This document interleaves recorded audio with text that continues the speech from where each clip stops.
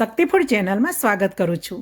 આજે આપણે બનાવીશું ચા સાથે ખાવાની મજા પડે તેવી સરસ એવી ક્રિસ્પી પૂરી। આ પૂરી ઉપરથી ક્રિસ્પી બનશે અને અંદરથી આ રીતે પોચી બનશે।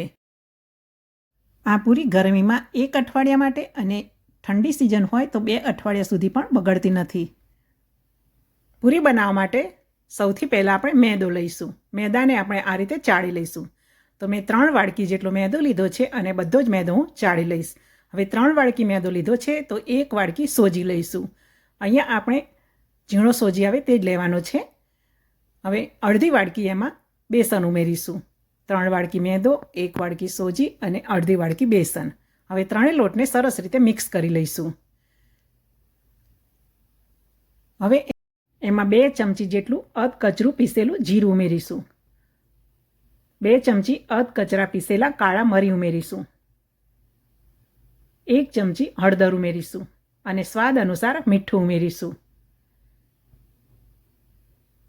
હવે બધા જ મસાલાને મિક્સ કરી લઈશું। એમાં 3 ચમચા જેટલું તેલ ઉમેરીશું અને 1 ચમચા જેટલું ઘી ઉમેરીશું। આપણે કડક પૂરી બનાવવાની છે એટલે આ પ્રમાણે આપણે મોણ ઉમેરીશું। જો આપણે પૂરી સોફ્ટ બનાવી હોય તો મોણ થોડું વધારે ઉમેરવાનું રહેશે। હવે મોણ બધા જ લોટમાં સરસ રીતે લાગી જાય પછી થોડું થોડું પાણી ઉમેરતા જઈને એનો લોટ બાંધી લઈશું। લોટ બહુ ઢીલો નહીં બાંધીએ, થોડો કઠણ જ બાંધીશું કેમ કે આપણે પૂરી ક્રિસ્પી બનાવવાની છે। સરસ એવો કઠણ લોટ બંધાઈ ગયો છે। હવે એને ઢાંકીને 30 મિનિટ માટે રેસ્ટ આપીશું।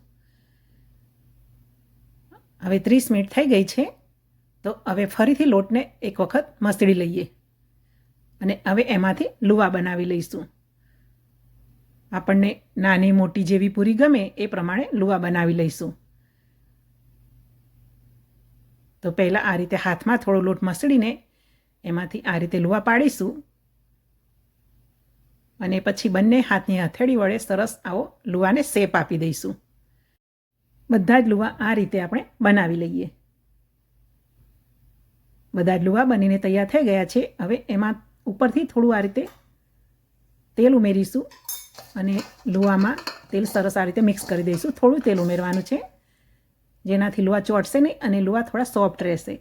હવે એને ઢાંકી રાખીશું અને જરૂર પડે એમ એક એક લુવો કાઢીશું અને પૂરી વણી લઈશું।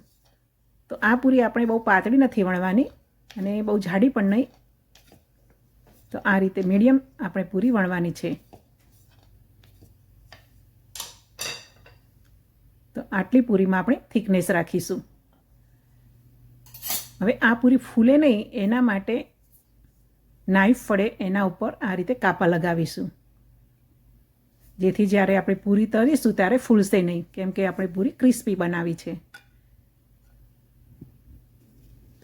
આ જ રીતે બીજી પૂરી પણ આપણે વણી લઈશું અને એની ઉપર પણ નાઈફ વડે કાપા લગાવી દઈશું।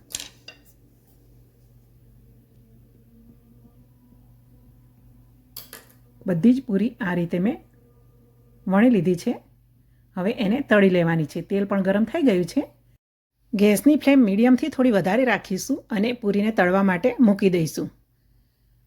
તો તેલમાં સમાય અને થોડી જગ્યા રહે એટલી જ પૂરી આપણે મૂકીશું। એકી સાથે વધારે પૂરી મૂકવાની નથી। મેં અહીંયા 5 પૂરી તળવા માટે મૂકી દીધી છે અને હવે પૂરીને ઉલટાવી પલટાવીને સરસ તળી લેવાની છે। પૂરીને એક વખત ઉલટાવી લઈએ પછી ગેસની ફ્લેમ સ્લો કરી દેવાની છે એટલે પૂરી અંદર સુધી સરસ એવી તળાઈ જશે। તો જુઓ સરસ પૂરી તળાઈ ગઈ છે। હવે એને આપણે એક વાસણમાં લઈ લઈશું। ઉપરથી ક્રિસ્પી છે અને અંદરથી પોચી છે।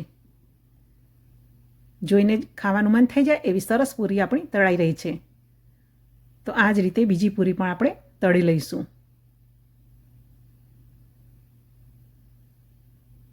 હવે બધી જ પૂરીઓ મેં તળી લીધી છે। મિત્રો, તમને મારી આ રેસીપી ગમી હોય તો વિડીયોને લાઈક કરશો અને ચેનલને સબસ્ક્રાઈબ ન કરી હોય તો સબસ્ક્રાઈબ પણ કરશો અને સરસ એવી અંદરથી સોફ્ટ અને ઉપરથી ક્રિસ્પી પૂરી બનાવીને ચા સાથે ખાવાની મજા માણશો। સવારના નાસ્તામાં અને સાંજે પણ ભૂખ લાગી હોય ત્યારે ચા સાથે આ પૂરી ખાવાની ખૂબ જ મજા આવશે। જય શ્રી કૃષ્ણ, જય માતાજી।